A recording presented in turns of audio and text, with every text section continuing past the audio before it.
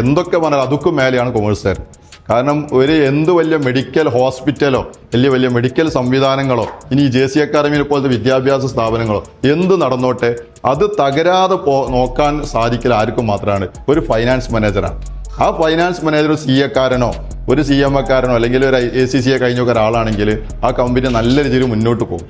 അതുകൊണ്ട് കൊമേഴ്സിനും നല്ല പ്രാധാന്യമുണ്ട്, സയൻസിനും നല്ല പ്രാധാന്യമുണ്ട്. രണ്ടും നന്നായി പഠിക്കാനുള്ള മേഖലകളാണ്.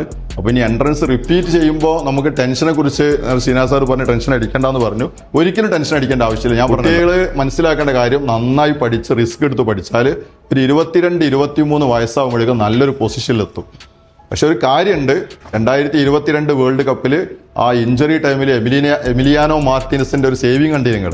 അതുപോലെ ആയിരിക്കണം നിങ്ങൾ. അവസാന സമയത്ത് അർജന്റീന ഡിഫൻസ് തകർന്നപ്പോഴും അവിടെ മാർട്ടിനസ് ഒരു നല്ലൊരു ഡിഫൻഡറായി നിന്നു. അതേപോലെ നിങ്ങളും എന്തായിരിക്കണം, നമ്മളെ സമയം കഴിഞ്ഞിട്ടില്ല, ഇനിയും ഒരുപാട് പോരാട്ടങ്ങൾ നടത്തേണ്ടതുണ്ടെന്ന ബോധ്യത്തോടു കൂടി പഠിച്ചാൽ നിങ്ങൾ രക്ഷപ്പെടും. അപ്പോൾ പറഞ്ഞു വരുന്നത് ഇങ്ങനെയൊക്കെയുള്ള ലക്ഷ്യത്തോട് പഠിക്കുന്ന കുട്ടികളുണ്ട്. അപ്പോൾ നിങ്ങൾ MBBS പഠിച്ചിട്ട് എന്താ കാര്യം എന്നല്ല ചിന്തിക്കേണ്ടത്.